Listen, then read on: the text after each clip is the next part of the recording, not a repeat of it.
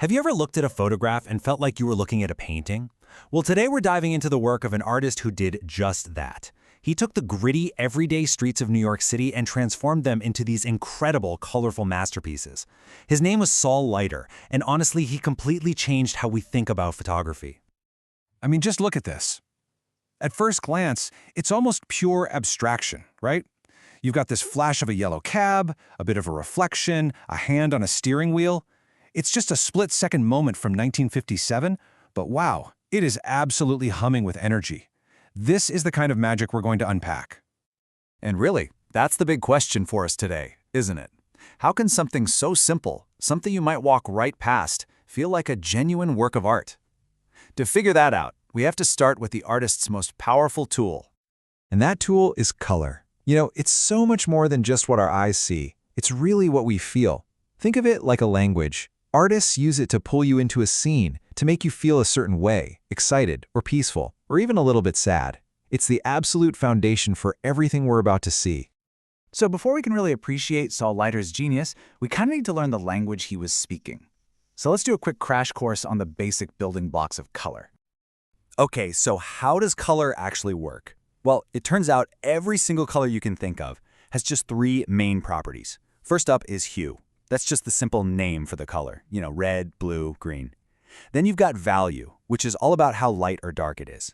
And finally, there's intensity. That's how punchy and pure the color is. Let's see what that actually looks like. Okay, so here's hue in action. In this snowy, almost black and white scene, where does your eye go? Straight to that pop of bright, unmistakable red. That specific color, that red hue, it just grabs you and becomes the whole story of the photo.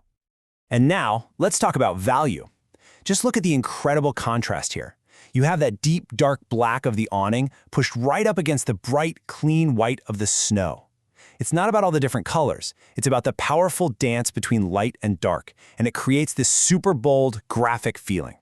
And finally, intensity. Look at how those super saturated reds and yellows just feel electric, right? They're practically glowing, even through a blurry, wet window.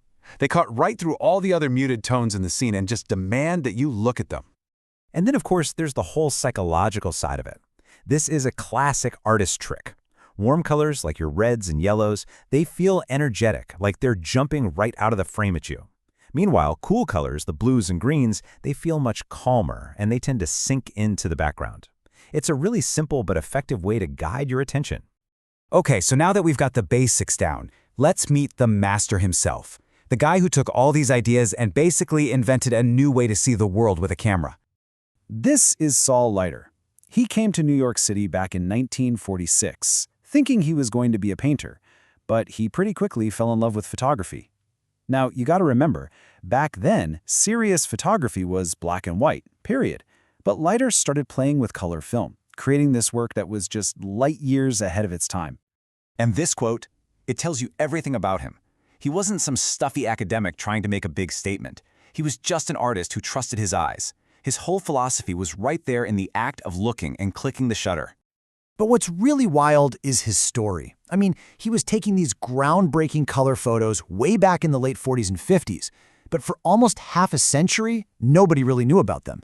It wasn't until 2006, when he was already in his 80s, that the book Early Color came out and the world finally caught up and realized what a genius he was. So what was it that Leiter was seeing that everyone else was missing? Well, he wasn't looking for big, dramatic events.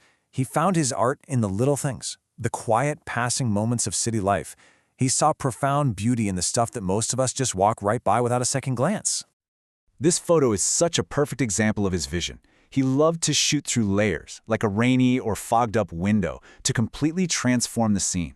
It turns a regular street corner into something mysterious, almost like an impressionist painting. The thing blocking the view becomes the art itself. He was also an absolute master of using reflections. Just look at how this shop window manages to squish multiple worlds into one single frame. You've got the street, what's inside the shop, the reflection of the building across the street. It's this incredibly complex, dreamlike image that he made out of just a simple sheet of glass.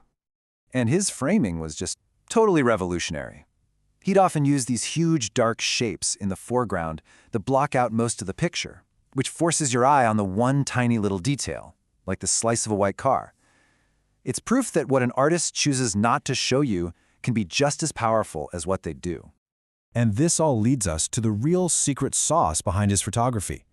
Remember how I said he came to New York to be a painter? Well, he never stopped painting. And that painter's eye is the absolute key to understanding his photos. Just take a look here. On the left, you've got one of his paintings. On the right, one of his photos. It's incredible, right? The connection is just undeniable. He's not just taking a picture of something. He's composing with shapes and colors and textures exactly like he would with a paintbrush. And he said it best himself. For him, photography was all about discovery. It was about finding the little bits of beauty that are already out there in the world. Painting, on the other hand, was about making something totally new from scratch. The amazing thing is, he was a master of both. When you get right down to it, his work is this beautiful, profound reminder. It teaches us that you don't need a museum ticket to find art. It's already there. It's in the reflection in a puddle, the pop of color from an umbrella, the way the light hits a building for just a second. It's everywhere. I think this quote just says it all, perfectly. That was his gift to us. He taught us how to see, how to find the incredible beauty that's hiding in plain sight, in the most ordinary, overlooked parts of our lives. So I want to leave you with that thought. The next time you're out walking, or on your commute, or even just staring out the window, try to see the world like Saul Leiter did. What little flash of color? What weird reflection? What piece of overlooked beauty are you gonna find?